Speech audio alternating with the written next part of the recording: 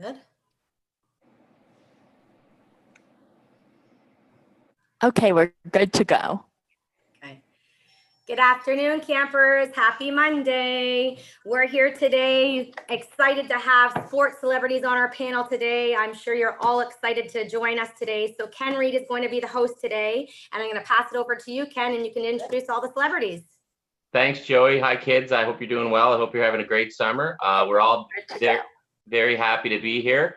We're all coming from Happy Monday. different parts of the province, maybe the country. We're getting feedback. It's live. You never know what's going to happen. In live television, you just always roll with it. You always ad-lib, because remember, kids, when mistakes happen on TV, nobody knows except the guys on TV. So let's introduce everybody who's with us. This guy knows a little bit about TV. He helped out with some Vancouver Canadians broadcasts. You see him occasionally on some Blue Jays coverage. He played 5 years in the majors, all for the Blue Jays, 51 career wins.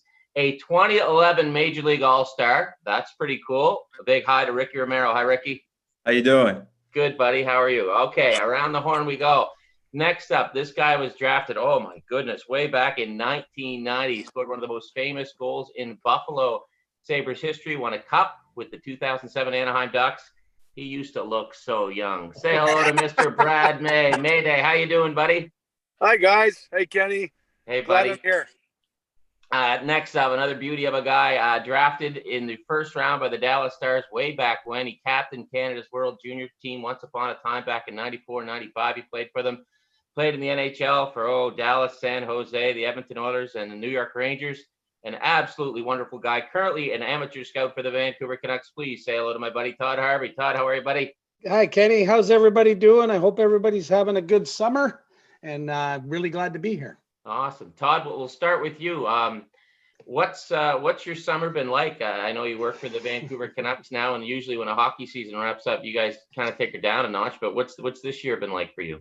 Well, it's been very different. We kind of finished up, obviously, with what happened with COVID.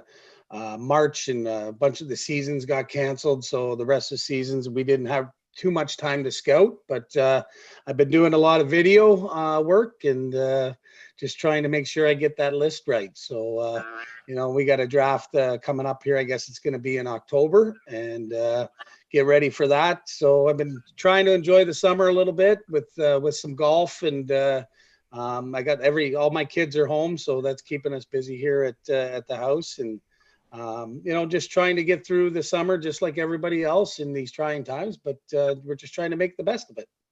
Todd, we'll segue from you to Ricky, because Ricky, I don't know if you're aware, but Todd's son pitched in NCAA baseball. Where did he play, Todd? He played in Illinois State. Illinois State. So, Yeah. So Ricky, what do you think the biggest challenges for young up and coming players would be this season? I mean, no minor leagues. The NCAA season was strange. How would you have handled this as a young player?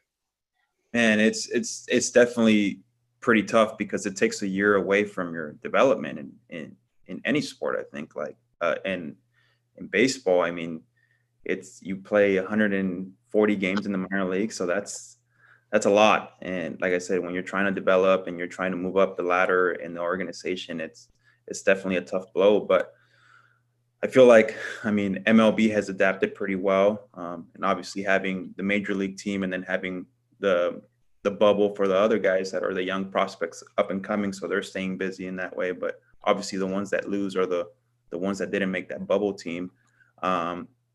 So I think it's just going back to square one, where you stay in shape, you continue your workouts, and you continue to go out there and find a throwing partner, whatever it is, and just work and get ready for next season.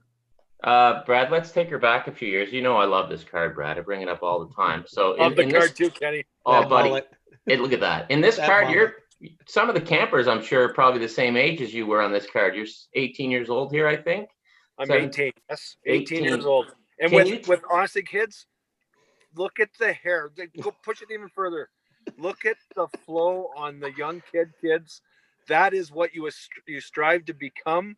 And when you have hair like that, you just got to let it fly. Absolutely. Can you take the kids back to this day, Brad? This is the day you were drafted in the NHL. It's a pretty special day, and I love your story behind this day and this picture. Yeah, it's so special. It was a draft. It was in Vancouver at BC Place, and it was so fortunate. I got drafted in the first round of the NHL draft, which is a dream come true. And Todd Harvey was a first round draft pick as well. But I was part of a big trade, guys. And you guys know the guy that I was traded with, actually. So the Winnipeg Jets traded a guy named Dale Howarchuk, who's absolutely one of our best friends in E-aster Seals. Dale does so much. He's a head coach for the Barrie Colts in the Ontario Hockey League. Anyways, Dale and I got traded when Winnipeg moved down up in the draft, or down in the draft. Buffalo moved up in the draft, picked me. And here's the thing about that haircut, though, is I flew to Vancouver and about 3 days before. So I want to say it was June 13th, because the draft was on June 16th, 1990. I cut about 3 or 4 inches off the back of that salad. And I thought, like, first of all, I looked like garbage. You cannot ever have a haircut like that, kids. Please don't listen to me. But I have a picture that, like, literally, it's actually made books, Kenny. Yes. It's been written about how good that haircut was. But a little embarrassed by it, but that's how we did it. By the way, in that same thing, the suit I was wearing, you don't see it in the picture, but I bought a pair of snakeskin cowboy boots that I was wearing with my suit. It was a look that nobody ever wants to emulate. Wow. Ricky, snakeskin cowboy boots ever show up in the big leagues? I mean, you guys get a lot of players from Texas and stuff like that. What's the worst thing you ever saw anybody rock pregame in the big leagues when you're with the Jays? Man. Oh, we had a guy by the name of Omar Vizquel who who loved to dress very, very funky, and he had some interesting outfits. I think we always make fun of him. He didn't care, obviously, because he kept wearing them, but he was definitely the first one that comes to mind. Omar Vizquel was definitely a guy who was into fashion, but fashion that I had never seen. Hey, I'm not going to let Todd Harvey off the hook here either, Brad, because he was without sin cast the first stone. Yes. I had a haircut like that in midget C. You used to at least had it on draft day, and Todd, you had one like that when you were drafted by Dallas, right? Yes, I did. It was, I think it was, it was all business up front and was party in the back. So that was in back in the 90s there. And you talk about cowboy boots, Brad. I said I got drafted to Dallas, and so me and my wife are gonna go to Billy Bob's Cowboy Bar down there. So we go out. Beautiful. Get new shirts, cowboy shirts, got a good new hat, got the whole outfit. And I thought I was looking pretty good. And I mosey on up to the bar and I order a drink, and I look across the bar. There's a guy with the same shirt on as me. It was not good. So that kind of ruined my night. So Todd, you getting drafted by Dallas and dressing up as a cowboy. Ricky, that would be like when you signed and got drafted by the Jays. If you came up here and wore like a plaid shirt and rubber boots and and went with a hunting for moose. Like, did you ever consider dressing up like a Canadian when you signed with the Jays? No. First of all, I didn't even know much about Toronto or Canada. When I got drafted, honestly, I'm from Los Angeles, a small town, East Los Angeles, where, I grew up a Dodger fan. And that's pretty much all I knew. And, the teams in the West. So when my name came up with the Toronto Blue Jays, I was like, whoa, of course, the team that's the furthest away from my home is the one that takes me, So, but like I said, I've said it from the beginning, it's one of the greatest things that ever happened to me. I got to know a beautiful country, a nice culture, and my wife is from there. So it turned out to be great. And, I love everything about Toronto. I'm sure, about Canada. I'm sure some of the campers might be interested in if they don't know Ricky, to know who your wife is. One of the best Canadian soccer players of all time, and a great broadcaster. I got to work with her. We hung out a little bit in 2012 Olympics. She was there for the other network, so I was there for Sportsnet. But if you could just fill everybody in on Cara. Yeah, she played soccer. She started, I think, at you might know more than I do. She was a phenom, right? Like a 14-year-old, 15-year-old playing for the national team, Caroline. I won't lie. She hates talking about it. Every time I ask, like, I find out most of her career stuff from her dad and from her mom, because she's like, oh yeah, I don't like talking about it. So, but yeah, she was a young phenom who came up with the national team, played in the World Cup and the Olympics, tore her ACL 3 times. I think the third one came when she was making a comeback to play in the in the last World Cup in Canada. And yeah, I mean, it's just it was one of those injury things that happened to her and ended her career very, Right. very young. Let's go to Todd then. Speaking of injuries, I mean, that's something that the kids might want to know about. And that's not so much the story of the injury, but the story of maybe overcoming an injury or comeback. Todd, did you ever have a real bad one that stands out that you came back from, and just how you evolved as a person fighting an injury off? Well, I had, I think Brad hurt me when he beat me up the one night. I don't know about that. But no, I had one, Louis DeBrusque hit me Ooh. in Phoenix one night, and I lost all feeling in my neck. I stretched all my nerves, and it just, you know what, to be honest with you, it's still not right. But it's something that we deal with as athletes is, you know, you get injured and you get to the grind and you rehab and you want to get back as soon as possible. But, you know, a lot of it's mental. I mean, you know, you can put the work in and do all the rehab, but I think you have to get your head straight when you're doing it and make sure you're doing it for the right way and putting your mind to it. So, you know, I've had lots of injuries, but nothing too serious. You know, I've had a couple broken bones and knee surgery, hip surgery. So that's just minor compared to probably how many you've had, Brad? I've had many, lots of, well, probably about, I played 19 years, Harv, and in the NHL, and I probably would have played, well, of the 19 years, I probably missed 2.5 of them, you know, rehabbing it, maybe even 3 years that I was on the shelf that I didn't play because 4 or 5 month recoveries with surgeries. But just in saying that, it's all mental, kids. It's all mental, Harv, that, you know what, you know, I guess you take lemons, you got to make lemonade. And if you don't, then you're not going to be happy. And you know what, the harder you work, it's not easy to make those strides, but if hard work was easy, they'd call it easy work. So, you know, it's for me, just as an athlete anyways, it was simple. Obviously it was our job and our passion to actually get back and play, but just on an everyday, you know, person who's, and I say everyday person nicely, but that's rehabbing or having to get back, and you kids listening right now that you have struggles, you know what, have some fun, tell some jokes, laugh at yourself first. And you know what? It'll be amazing that, you know, you spread it, you spread the energy and you're going to get it back. It's magnetic. For me, I really do believe that if you're positive, you know, everything comes back tenfold. So that positivity, I think, is something that we all need in our life. And I hope you guys have it. Awesome. Well said. Yeah. Self-deprecation is the highest form of humor. I mean, I'm doing this little Zoom call inside right now. There's a window there. I had to still put on 60 block sunscreen, right? Like I don't tan all that well, if you can't tell, kids. Ricky, what was the most adversity you ever faced in your professional career? I think it's exactly what these guys are talking about. The injuries, just the mental grind of it.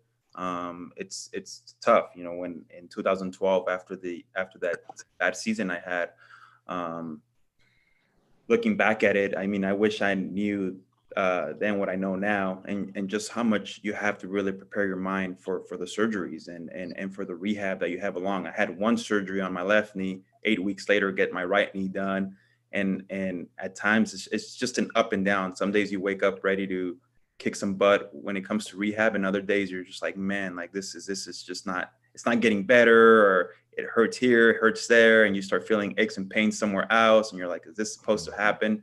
But I think the biggest thing is trying to remain positive. And even though it didn't turn around for me the way I wanted it to, I still, you know, look back at my career and say, you know what, I accomplished a lot of things that I never thought I would accomplish in my life, especially coming from the small town that I grew up in, and getting to reach the big leagues. You know, it starts out as a dream, just like everyone else. And I made it possible by hard work, dedication, and work ethic. And those are the three things both my parents taught me at a young age. And, you know, and I just took no for an answer, and I got there. You know, whether it would have been 1 year or 4 years like I did, it would have been worth it, because I got to that point and to that pinnacle that many young kids dream of. So it was just it's one of those things where I look back and I'm very thankful for all the ups, for all the downs that happened, and it's made me a better person, a better father, and a better husband. Yeah. I mean, you made the bigs, guys, you made the show. And kids, I hope you know how special that is. Like, the odds are insurmountable.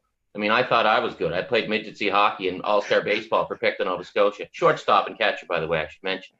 But you guys know me, and kids, maybe you know me as well. You see me at some of the Easter Seals stuff we do. I'm not afraid to get geeked out and to go, wow, it's Todd Harvey, it's Brad May, it's Ricky Romero. I'm not afraid to do that. A lot of people our age maybe are afraid, or they try to play it cool. I don't. I'm myself, right? I freaking collected your hockey cards. I don't care. Todd, Brad, and Ricky, and Todd, maybe we'll start with you because I think you played with Wayne Gretzky. Not a big deal. Not a big deal. Not a big deal. What did you ever have a moment in your pro careers where you got geeked out and you're like, oh my goodness, I'm kind of being a fanboy here? Todd, maybe it was when you looked down the bench and you said, easy 99, I got this guy. I got this. Yeah, no, yeah. that for sure. I mean, growing up where I grew up here in Cambridge, Wayne obviously is from Brantford, which down the road. You know, the 80s were the Oilers, and, you know, high flying, that was everybody's team. And, you know, looking up, watching the Canada Cups against the Russians, and he was the best player in the world. And, you know, I caught myself, you know, first got traded there. I didn't know I was going to the Islanders or going to the Rangers. I just heard New York, and they said Rangers. I said, well, geez, I get to play with Wayne. So, I mean, yeah, I was geeked out for sure. And, you know, he actually made me feel real comfortable when we were there. And, you know, it was funny. You know, he knows some people that I know from Brantford. So it was it's a small world that way. And, you know, it's just when I scored, I think the first time I scored a goal when he passed it to me, it was kind of caught myself going, wow, that just happened. I actually put it in the net. But I think my claim to fame with that is I think I made him retire, because he said, if I'm playing with this guy, I think I better get out of the league. Old Wayner on the fourth line, eh? Yeah.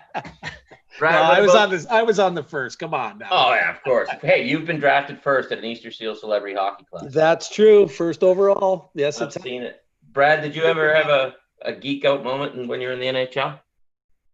A number of them. Obviously, you know, the guys that you look up to playing with and against. Obviously, it is. Wayne Gretzky is he's the best ever. Certainly numbers wise and in history, but you know, we obviously got to meet and play with it. But my geeked out moment was a little bit different.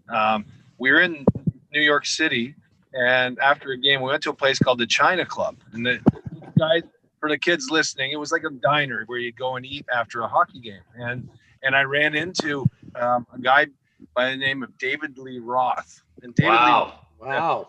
Singer of Van Halen in 1991 or 92 or whatever. It was right my first year, second year.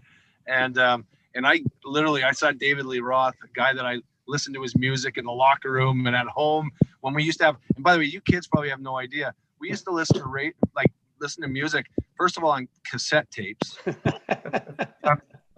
We had cassette tapes, then it got DVDs or CDs, I guess they were called, and then of course records from 45, the LPs. And anyways, you guys, it's also obviously downloading the stream music now. But David Lee Roth, I geeked out, and I went up to him, and he had a bunch of bodyguards with him, and they almost threw me out of the restaurant because it was I was maybe a little too close, but he ended up being a nice guy, and he would talk to us, and he was it was pretty cool.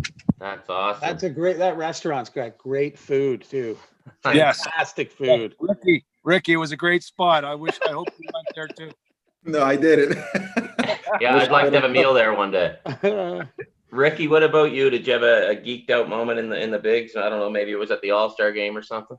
Well, yeah, I mean, the All-Star game is pretty cool when you walk in and it's a locker room full of stars. But I think I have two moments. I mean, one on the field and then one off the field. The on the field was my rookie year when I got to face Ken Griffey Jr. in Seattle. Wow. And obviously I grew up watching him, looking up to him. He was on every video game, batting gloves, shoes, everything. He was everywhere. And when he came up to bat, I was on the mound and they said his name and he kind of started doing his little batting stands. And I was like, I kind of had to like step off and just kind of be like, whoa, like regroup a little bit. Like, all right, I'm trying to get him out. But it was just such a cool moment that I'll never forget. I think he ended up getting a jam shot base hit and then I struck him out. but whatever. It was just such a cool moment to be in that, to be in that presence and in that moment in Seattle, especially, and facing the kid. It was a cool moment. And off the field, I mean, similar to what Maisie said, we were at a concert, and it was in Toronto. It was the JC Justin Timberlake concert, and obviously through Jose Bautista, I snuck in with him, and we got to meet Jay-Z after the concert, and I thought that was really, really cool because, I mean, he's a mogul. He's just, one of the best hip hop artists out there, and it was funny because we walked in to the backstage and everyone's just staring at him, and I was like, this guy probably feels bad. Like, somebody say something. So I was like, hey man, like, great show. Is Beyonce here? And my wife, she was my girlfriend at the time, she freaked out. She's like, are you kidding me? Why are you asking Jay-Z where Beyonce is? Hey, your wife around? But yeah, I was just trying to make a conversation. Yeah. And he ended up, he's like, yeah, she was just here. She's in Houston right now doing a concert. And he struck a conversation with him, and everyone was just like, whoa, like, and I was like, these guys just want to be treated as normal human beings, Exactly. As anything Just else. like athletes, right? Yeah, like just normal life. What's wrong with asking, like, hey, how's your wife doing? Like, if somebody asked me, hey, how's your wife doing? I'd be like, oh, she's doing great. Yeah. Exactly. Yeah. Joe, you want to open it up to questions from the kids? Sorry, I just had to unmute there. Yeah, we've got a lot of great questions here, Ken. So I'm just going to start asking away. So the first question's from Sarah Christensen, and she says, for each of you, what was the one barrier you have faced in your sports career, and how did you overcome it? Wow. You want to go, Maisie? Yeah, I can go first, guys. You know what? I would say the first one, I was trying out for Team Canada when I was 18 years old. I got drafted by Buffalo. I just told you that story with Dale Howardchuk, but it was in August, trying out for Team Canada, like you did, Harvey. You might even be captain of that team, right? Not the year. You're older than me. Come on now. No, but you were the captain of Team Canada, the World Junior team, and a few years after me. But so I got drafted. I just signed a contract to go to Buffalo, whether you made it or not. And I tore my knee in training camp of the World Juniors, which was the summertime before the NHL training camp, had started. And I thought that my career was over before it even started. Yeah. And it was frightening. Now, back then, I mean, I had to have surgery immediately, and just the protocols. Of course, if you did that today, you'd probably be walking out of surgery, or certainly gingerly moving with crutches. I wasn't allowed to walk for 2 months on one leg, or on the one leg, excuse me. And that was a big thing to overcome. But I think it taught me early that stay positive. I had good people around me, like I told you all earlier. And you know what? You got to get through these things. Because what's your other option? Sit and be unhappy and sad. Obviously, we all are unhappy and sad sometimes, but we have to get above that. And you know what? Have fun with your friends and your family. And then, of course, if they can make fun of you and you take it nicely and don't get upset, that's power. That's where you get power and confidence. I think for me, I was a big scorer in junior. I was coming out and I was going to be this guy that's, going to score goals and put up penalty minutes and the whole deal. And, I got to the NHL and I had a pretty good first year. And then my second year, third year, I started getting bumped down the lineup, and I was down, you're on the third line, you're on the fourth line. And then, you start doubting yourself and say, can I really, do this? And, I kind of had to revamp my game a little bit. I wasn't going to be the guy that was going to be on the power play or be a top six kind of forward. So I had to revamp my game and learn to play a different way. And, I always played hard, but I had to learn to play defense. And that was something that, actually veteran guys helped me out when I played with Guy Carbonneau in Dallas there. And, he taught me the other side of the game, and, it probably kept me in the league a lot longer than I might've been if I didn't, change my ways. For me, there's a couple barriers I had to break through. One is being an inner city kid and not getting looked at as much as other kids around other areas get looked at to try and play just college baseball itself. I grew up in an area where it was riddled by gangs and violence, so scouts, college recruiters really didn't want to come into those areas at times. So I think I changed that narrative a little bit when you started seeing scouts from different teams, Division I schools offering me scholarships, and it was all overwhelming for me and my family because I never knew I was going to be doing all that. And but we enjoyed the process, we learned the process, and I think some kids nowadays are benefiting from stuff like that. And another barrier I had to overcome was obviously one, I was a first round pick for the Jays, and another, I was labeled a bust for a while in the minors, and that hit me hard because I wasn't used to failing. I wasn't used to I was used to success and just being able to overcome whatever. So I had to change my mentality a little bit, change my game a little bit, and it's what prepared me to get to the big leagues and be able to stick there for the 4 years that I was there. And like I said, it's just baseball is one of those things where I'm sure, just like any other sport, it's a mental grind each and every day. Some days you wake up feeling great, other days you don't, and it's just how you look at it and the positivity that you tell yourself that you're going to go about it. And that's kind of what I tried doing throughout my career. Thank you. The next one is from Casey McKay. He says, it's not a question, but a comment. We'd just like to thank everyone on the panel, including you, Ken. Thanks, Casey. Yeah, Casey. Casey. And he just says, you guys, he's very grateful for supporting E-aster Seals kids and youth, and you all do so much, and you are my heroes. So we love you, Casey. Back at you, buddy. Yeah. The next one is from Disney is My Happy Place. She says, what inspired you guys to become sports players? No. Wow. I think for me, it was growing up in Canada, and it wasn't just I wanted to play hockey. I mean, I played every sport. I played baseball. I played soccer. I think basically my parents put me in sports just to get me out of the house. So I think that's kind of where but my love was always hockey.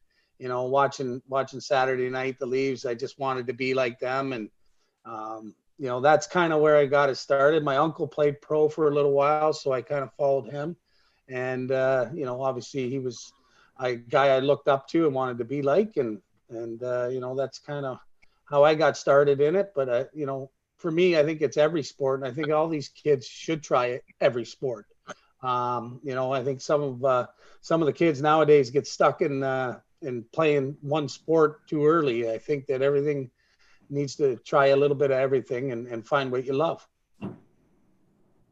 Yeah, for me, both my parents, they're big inspiration. My dad was my hero, is my hero, and he's a reason why I got into baseball. And I think one of the coolest moments I ever shared with him in the big leagues was on Father's Day when he got to throw out the first pitch. And I think that was one of the, my dad's not very emotional, but that was one of the first times I ever heard his voice crack, and telling me how proud he was of me. And I think that's a moment forever will stick with me. And, like I said, he's the reason why I was able to continue my career as a young kid. And they sacrificed a lot of road trips.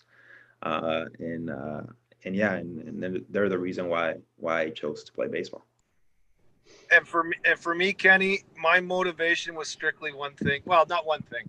Was if you were back in Markham, 1986 in high school, if you were on any of the sports teams, the girls loved you. And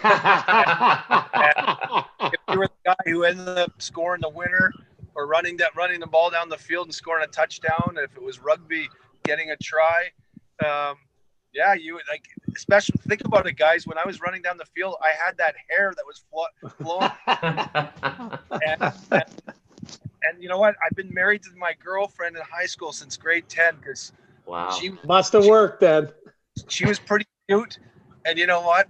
I maybe wasn't as smart as her, but I'll tell you what, she loved me and loved the way I ran. Loved my gait, Kenny. Loved I it. hear you. I hear you. I wish that happened for the second liners on the Pictou Academy pit bulls, but that wasn't the case. I'm not married to my high school girlfriend because I never had one. I am. Are you? Yep. Jeez. Yep. You seem really happy about that, I'm Todd. very happy. Very, very happy. What was it? 23 years this year, I think it was. Wow. Yeah. She's a good lady. That's for I fooled her. Yeah, I hear you. All right, guys. So the next question is from Sarah Christensen. How did you guys get drafted to each team or sport? I'll start. Yeah, I'll start this one. I have absolutely no idea outside of we played well, and of course we knew, and we all know where we are, and trying to play against the guys, your peers. But I was able to slip down, or I moved up. However it was, the Buffalo Sabres liked what they saw, and I played in Niagara Falls, which wasn't too far from Buffalo, but a 30-minute drive, and so they were able to come across the border often from Buffalo and watch me play junior, and that's probably why I was able to be drafted to Buffalo. Well, for me, it's funny. Now I'm the guy doing the drafting. So, I exactly know how you got drafted, Brad. Now they put that list together and your name must have been right there. But you know what? You that's the hardest thing. I mean, especially your draft year as a kid playing junior, you're trying to do the best you can. You're trying to move up and trying to impress. You put a lot of pressure on yourself, but excuse me. And you know what? It's the better you play, the higher you're going to get drafted. I mean, that's basically what it comes down to. Yeah, I mean, Los Angeles, Toronto. I mean, I don't know how that happened for me, but yeah, it's one of those things where you start off as, for me, it was like, oh, he's gonna be a top 5 rounder, top 4, top 3, top 2. Oh, he's moved into the first round, and it was just by the success of the season that I was having. And you hear rumors here and there from, obviously I knew I wasn't going to be the top pick. Justin Upton at the time was the top player in the whole nation, and he went first overall. But I heard from second to third to fourth, fifth, and I ended up falling to sixth. With like I said, it was great. But at the time, yeah, we were a bit confused about Toronto and Canada and all that stuff. So. But it's just one of those things where your success is going to dictate where you get drafted, and you just never know with the draft. You hear lots of rumors, but you just never know. You just sit back and wait. I mean, at the time, the draft wasn't. I watched it on a computer, and that's how I found out.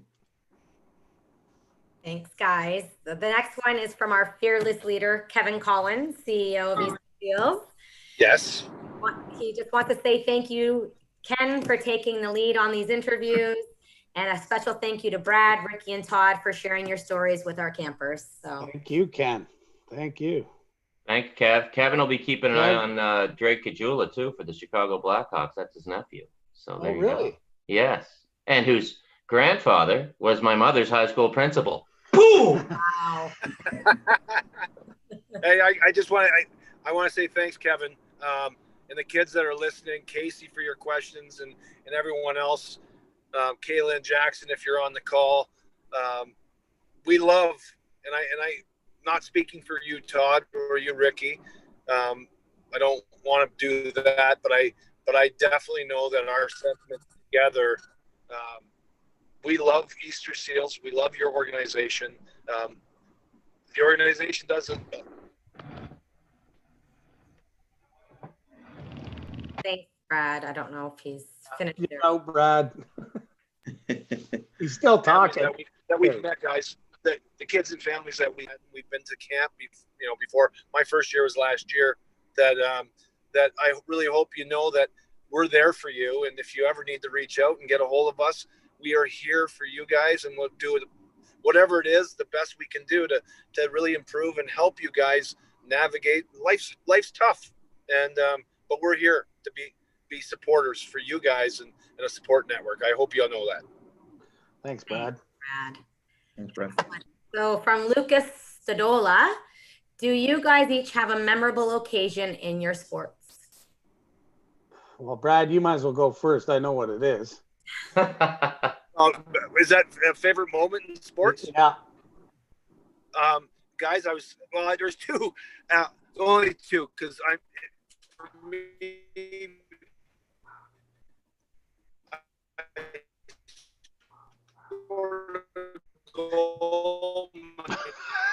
Brad, you're cutting right out. I'm gonna. Really cool. Pull it up on YouTube. We can tell everyone what he's saying, Todd. Yeah, I know exactly what he's saying. Ken, take it over and just Okay. Take over. So Brad's saying about his May Day goal in the playoffs, and he won the cup in 2007. That's With the, exactly it. Cup winner 2007. Yes. No, I'd have to say for myself, obviously, being drafted was a great moment. The World Juniors that I played with in Canada was a big moment. But I also got a couple bad ones. I lost in Game 7 in the Stanley Cup final. So they're the ups and downs and the highs and lows. But I've had some pretty special moments, and those are the ones you look back on. But that moment that we did lose, it was a special run. So I mean, when I played Edmonton there, Canada was behind us.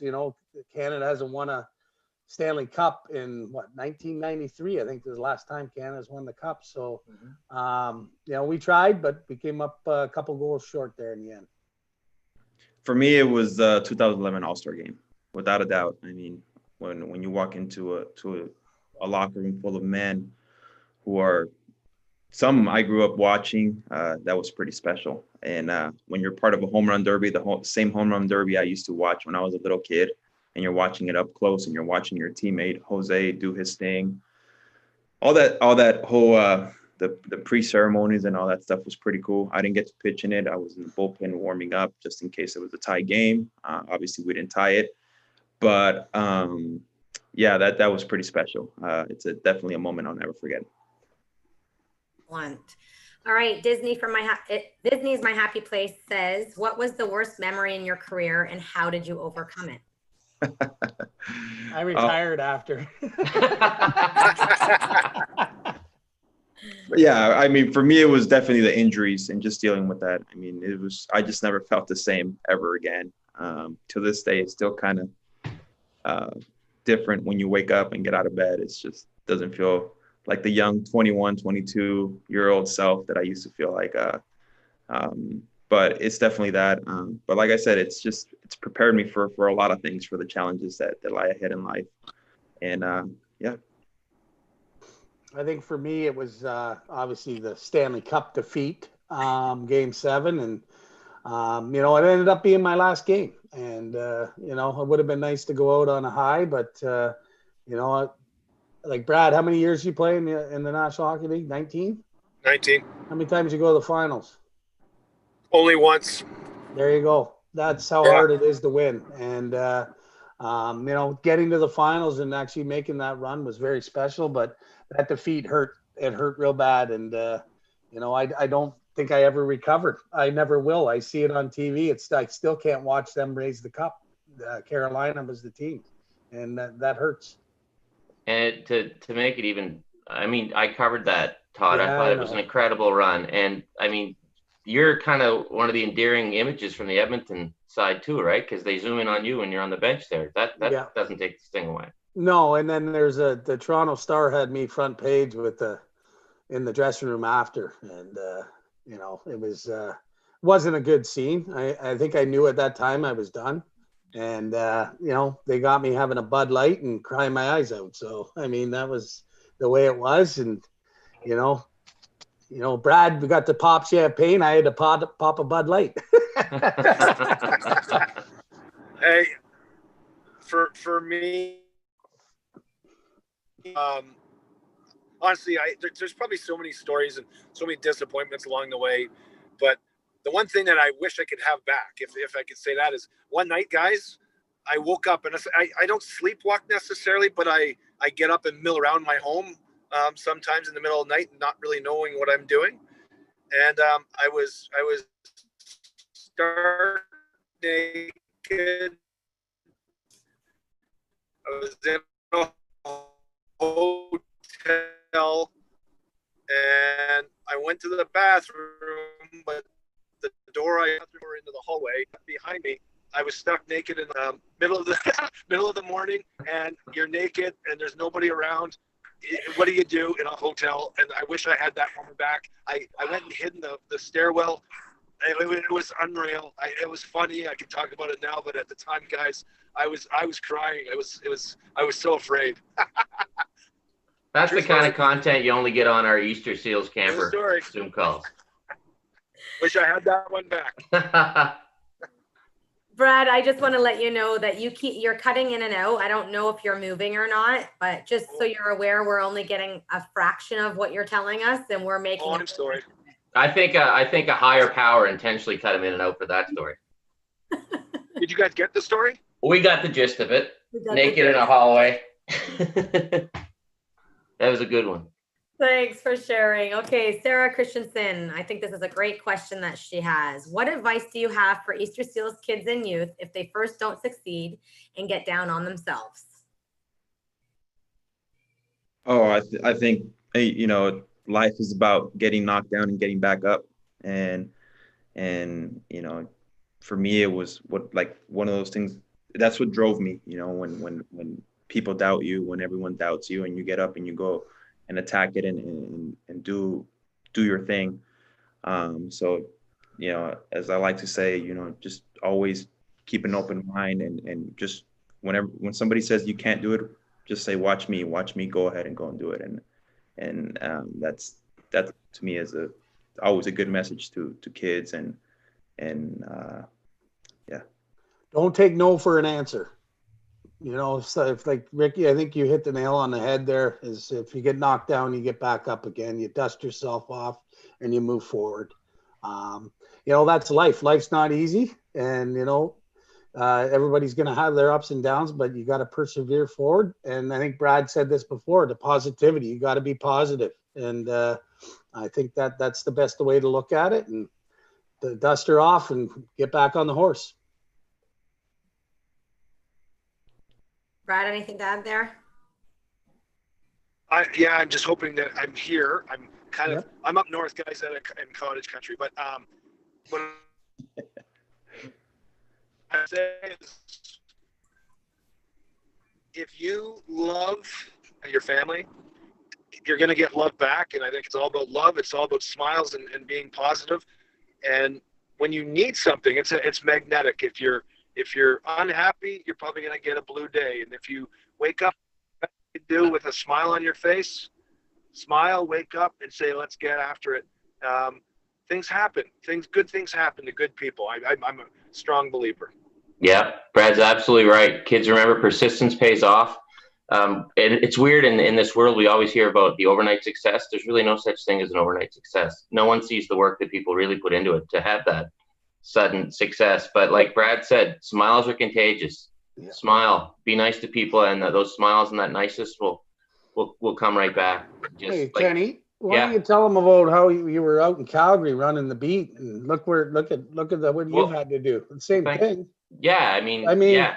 Like people always say, oh yeah, you're on Sportsnet and that, but my first 2.5 years I worked at Access Cable 10 in Dartmouth, and I was literally asked to call TV bingo one night, and that's when I was like, can't call TV bingo. So I didn't make a lot of money, but I met some people that from the old Junior A Dartmouth Oil and Exports that are still good friends, and then I ended up in Calgary, and I started as a morning writer. I ended up being the weeknight sports reporter and tending bar with Todd Harvey one night. And from there, I go to Ottawa, then to Edmonton, then to some freelance gigs in Toronto, and then to Sportsnet. So it took me till I was 35 years old to get on network TV on a full-time basis, 36 actually. Yeah. And everyone thinks it happens quickly. Sometimes it does, but most of the time, not with that face. Not with that face. Not with this face, exactly. They put me beside a nice-looking lady. That's just right. To distract you from this face. I love it. Guys. Just to add on, Sarah Christensen says, it's not a question, but it's a compliment. I met Brad May at Camp Eden, and he was great. So, oh, he always is. I love you, Sarah. The next one is from Callan Glue. What do you enjoy about being involved with Easter Seals? Well, for me, I think obviously, obviously helping out and raising awareness. But I enjoy seeing the kids that come. I haven't been to camp yet. I think obviously this year didn't work out, but hopefully we'll get to camp. But if any time that we have a chance to give back and help out, I enjoy that. And I enjoy seeing Casey all the time. He's my boy, and I enjoy that we're helping out and making it better for everybody. I've never been to camp either, but I've heard nothing but great things about it through Jay Pierre and Sebia. I think he's involved a little bit in it. And my goal is to obviously one day show up to camp and be a part of it. But like I said, I've heard nothing but great things. And to what Todd said, anytime you get a chance to give back, you can inspire somebody. I mean, for me as an ex-athlete, it makes it worthwhile. It's one of those things where this is the part that nobody ever talks about. Obviously, people see us on TV, or used to see us on TV, but what nobody talks about is the stuff that really matters to us off the field sometimes, and it's things like this where you're able to give back to the community. You live, Maisie, there, or are you frozen? Yeah, I'm here, guys. I'm sorry. I hope my phone's not kicking out in and out. But being a part of Easter Seals, all of the above, everything that you guys said. You know what? Meeting some wonderful people, some kids, or all kids, but their families, brothers and sisters, and you know what? You just want to be part of a community, and you know what? We're part of your community, guys. Like I said, we're here for you to be supporters and supportive. If you ever do need us, but at the end of the day, it's about treating people with the respect that you want to get back. But Easter Seals, it's what they do. It's what Easter Seals stands for. Helping out families improve their homes, and I'm sure everybody that's listening has had something that is very positive. Otherwise, you're probably not on this call. You know what? The committees, Easter Seals, and every different chapter. Unbelievable people, and I really love that camaraderie. Excellent. The last question here is for you, Ricky, from Michael Lawler. He wants to know how long you've been a baseball player for. Well, I started at the age of 4 years old. That's when I first put on a uniform, but I feel like I was a bat boy for my dad's team growing up, probably at the age of 2. I was just always around him at a baseball field somewhere. So from 4 years old all the way up until I was 33 years old. That's how long. And hopefully I have 2 little boys. Hopefully they kind of can continue on the tradition of maybe doing some good things on a baseball field, or they can follow their mommy's footsteps on a soccer field. So, so looking forward to that. Obviously our oldest baseball season got cut short. It was his first year playing, but he wants to continue to play. So we'll continue to get behind him and whatever he wants to do as far as any sport or any other activity, anything for him to stay active. And that's when I started. Excellent. Well, that's all the camper questions we have. Ken, did you have anything else you'd like to add? No, I just want to echo what all the guys said about what a joy it is to be around Easter Seals. And guys, I know we've been around it for a while now, and to see, when I first met Casey, he was a kid. Yeah. And he was a kid who graduated high school, wanted to go into media, and then he went to Humber, and then he graduated from Humber, and then he got a job in the media. And now he's a young man. So I think it's cool to see. For me as a kid, my issue was confidence, and it's great to see kids build confidence, and it's great to see somebody like Casey, and I'm sure there's dozens of others of you guys that go from being kids and become young adults, and it's really cool to see people kind of grow up. You check in on Casey every once in a while, and you're just kind of amazed by what he does, and that goes for all the kids. You're emceeing the Conn Smythe dinner, and you just see the kids get up and speak, and just I love seeing people gain their confidence, and I think that's one great thing that Easter Seals does. Hey, Ken, it's Charlene. Just heard from Al and he's really, really sorry. He's been trying to get service for about 35 minutes, and he wasn't able to get on his phone. He actually had to get me through Messenger, and he just wants to let the kids know that, you know what, he feels really bad. He would have loved to have been a part of it, and he would have loved to share this with you guys. He's actually been to camp twice, and he's a really strong supporter of ours, and he's really sorry. Oh, no worries. Al, as you guys know, is a beautiful human being, just like all you guys. And We miss him. we do. He instantly We puts a miss smile him. on your face. He's a Yes, he beauty. So does. yeah, he's always at camp, and we love Al. So we missed him today. Yeah. But you know what? Next time we see him, he'll have an awesome fireworks display on his phone to show us. So we'll see him soon.